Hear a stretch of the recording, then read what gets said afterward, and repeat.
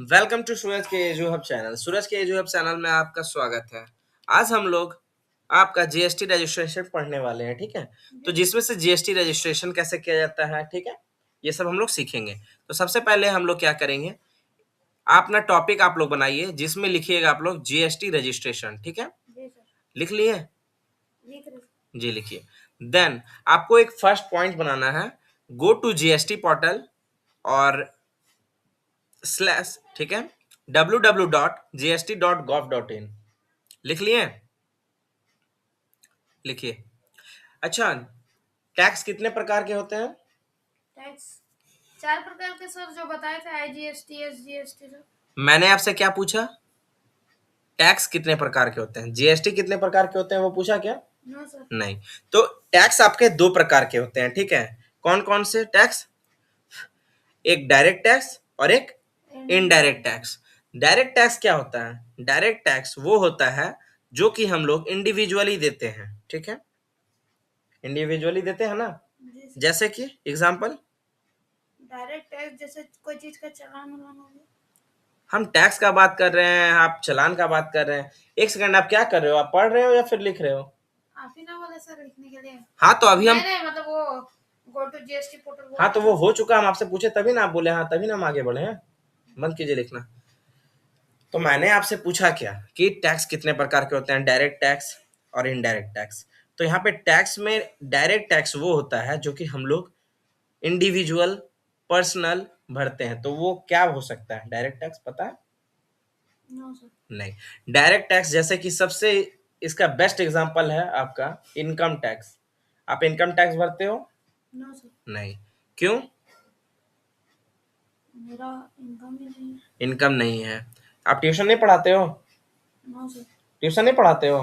पढ़ाते हैं सर। तो पढ़ाते हो तो फिर वो तो इनकम कर रहे हो ना। तो बहुत ज्यादा इनकम थोड़ी कर रहे सर, 200 रुपये 400 रुपये में थोड़ी होता है इनकम। तो मान के चलिए 4,000 रुपया भी आप कमा रहे हो, तब तो हो जाना चाहिए। नो सर, उसके नहीं। लिए मिनिमम 3 to 4 लाख शायद। 3 लाख, ठीक है। 3 लाख अबव होना चाहिए तो आप इनकम टैक्स के लिए एलिजिबल हो, ठीक है। और इनडायरेक्ट टैक्स क्या है फिर? इनडायरेक्ट जैसे डायरेक्ट तो ये हो गया, इनडायरेक्ट क्या है? इनडायरेक्ट जैसे कि हम लोग कोई सामान खरीद रहे हैं, हम्म। ठीक है, तो हम तो डायरेक्ट टैक्स नहीं दे रहे, लेकिन वो घुमा फिरा के किसी ना किसी तरह सरकार को टैक्स जा रहा है। आप बोल तो सही रहे हो लेकिन पॉइंट टू पॉइंट नहीं बता पा रहे हो, ठीक है। देखिए सबसे पहले आपको क्या है, एक सेकंड मैं बता रहा हूं आपको, ठीक है। सबसे पहले देखिए, हम एक न्यू ले लिए। सबसे पहले कोई मैन्युफैक्चरर है, मैन्युफैक्चरर हटा दे रहा हूं मैं, ठीक है। सबसे पहले होलसेलर आता, नहीं डिस्ट्रीब्यूटर, डिस्ट्रीब्यूटर आता है, फिर होलसेलर आता है, फिर रिटेलर आता है, फिर कंज्यूमर आता है, ठीक है। जी सर। सबसे पहले सरकार गवर्नमेंट। सबसे पहले डिस्ट्रीब्यूटर, मान के चलो ये पेन का 100 रुपया प्राइस है, ठीक है। हम कितना 10 रुपया 10% इसका टैक्स लगा दिए, ठीक है। तो अब कॉस्ट ऑफ परचेस मेरा कितना हुआ?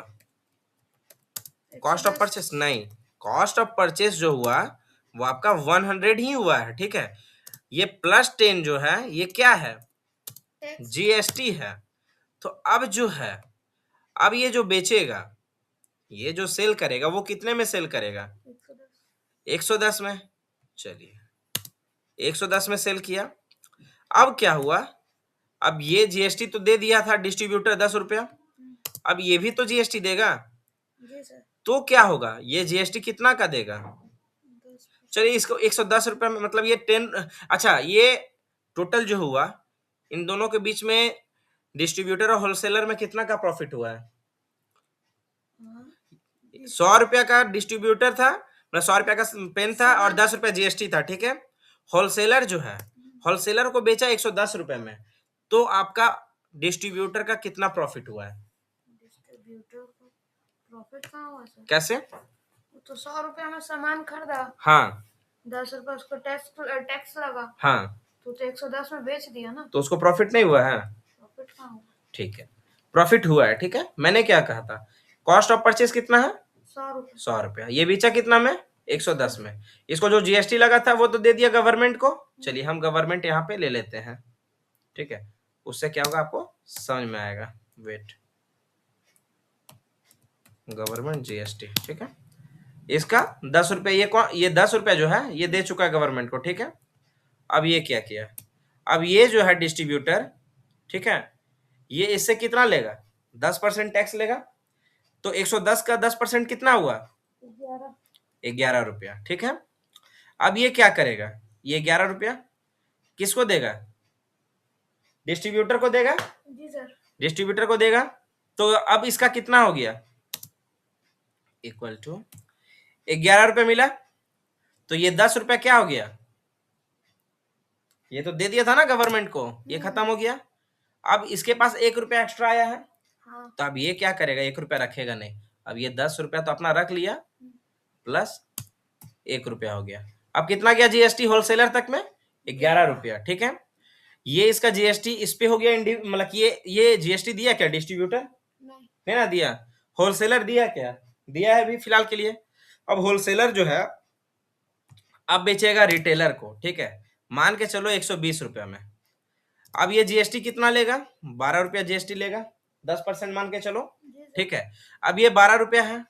अब ये 12 रुपया जब दिया, ठीक है, किसको दिया, होलसेलर को दे दिया जीएसटी के तौर पे। तो अब यहाँ पे प्लस करेंगे 12 रुपया, ठीक है। और ये कितना दिया था, 11। तो 11 रुपया दिया था ना जी, तो ये 11 रुपया खत्म हो गया, ठीक है। अब ये 12 रुपया आ गया। तो अब इसके पास कितना आ गया, 1 रुपया एक्स्ट्रा आया हुआ है। तो इसके पास रहना चाहिए था 11 रुपया। अब फिर से हो गया गवर्नमेंट को कितना, 1 रुपया। गवर्नमेंट जीएसटी कितना मिला, 12। अब रिटेलर जो है, अब इसका, अब ये कितना में बेचेगा, मान के चलो 120 प्लस 12 कितना हो, 132, मान के चलो 150 रुपये में बेचा, ठीक है। अब 150 रुपये में बेचा, तो अब कंज्यूमर जो है, अब कंज्यूमर को 150 रुपये में बेच दिया मान के चलो, विथ जीएसटी, ठीक है। या विथ जीएसटी नहीं भी बेचता या बेचता भी है, दोनों में रिटेलर को जीएसटी देना पड़ रहा है क्या, क्यों, ये तो शिफ्ट होता गया कि नहीं हुआ, डिस्ट्रीब्यूटर से आया 150 रुपये का हो गया। 100 रुपया का सामान 150 में हुआ, बट जीएसटी कोई दिया है क्या, नहीं। ना डिस्ट्रीब्यूटर दिया, ना होलसेलर दिया, ना रिटेलर दिया। दिया कौन, कंज्यूमर, यानी कि ग्राहक। यानी कि जो जीएसटी आप लोग भरते हो या किसी भी सामान पे जो इनडायरेक्ट टैक्स रहता है, जैसे कि जीएसटी उसका जीता जागता एग्जांपल है, ठीक है, तो वो हमेशा कौन फिल करता है, कौन देता है, कंज्यूमर। तो यहाँ पे आप बताइए, रिटेलर जो है, मान के चलिए अगर ये भी आपका बोला कि चलिए हम जीएसटी दे रहे हैं, ठीक है, ये 150 रुपए का सामान है और जीएसटी 10% 15 रुपया लगा, ठीक है। तो अब इसका कॉस्ट ऑफ परचेस कितना, मतलब कॉस्ट ऑफ परचेस इसका कितना हो गया, 165। और यहाँ पे मान के चलो क्या किया, 15 रुपया दिया, ठीक है, प्लस 15। अब 15 दे दिया तो ये 12 रुपीज माइनस हो जाना चाहिए, माइनस हो गया, 15 हुआ, 12 होना चाहिए। तो अब इसके पास जो है 12 का 12 रह गया, और यहाँ पे क्या जाएगा, +3। बात को समझे, बात को समझे, ठीक है, बता रहा हूं मैं, एक सेकंड। सबसे पहला आप समझिए, 100 रुपया का ये पेन है, जी सर। 10 रुपया उन्होंने जीएसटी लिया, इसका कॉस्ट ऑफ परचेस कितना पड़ गया, 110 रुपया। फिर उसने होलसेलर को 110 रुपये में बेचा और बोला भाई हम जीएसटी दिए हैं, तुम भी 10% दो, ठीक है। तो ये बोला ठीक है 10% दे दे रहे हैं। तो 110 का 11 रुपये 1%, 10% हुआ। ये 11 रुपये इसको वापस कर दिया डिस्ट्रीब्यूटर को। तो इसके पास एक्स्ट्रा 1 रुपया था, वो 1 रुपया चला गया यहाँ पे, ठीक है, गवर्नमेंट को गया जीएसटी। क्यों सर, वो तो 10 रुपए आगे दे चुका था, फिर 1 रुपया क्यों दिया? देखिए जीएसटी हमेशा आपका परचेस पे जाता है, आप जितना का परचेस करोगे उतना उसको मिलेगा। बात को समझे, मतलब एक आइटम अगर 10 बार बिकता है तो 10 बार सरकार को टैक्स जाता है। जब नहीं, 10 बार बिकने से मतलब नहीं है, जब तक कि वो कंज्यूमर तक नहीं पहुंच जाता तब तक टैक्स लगता है, ठीक है। अब कंज्यूमर के पास जैसे मान के चलो मेरे पास पहुंच गया और हम मान के चलो कि तुमको बेचें, तो वो कोई मतलब नहीं ना है, हम जीएसटी नहीं दे रहे हैं, ठीक है।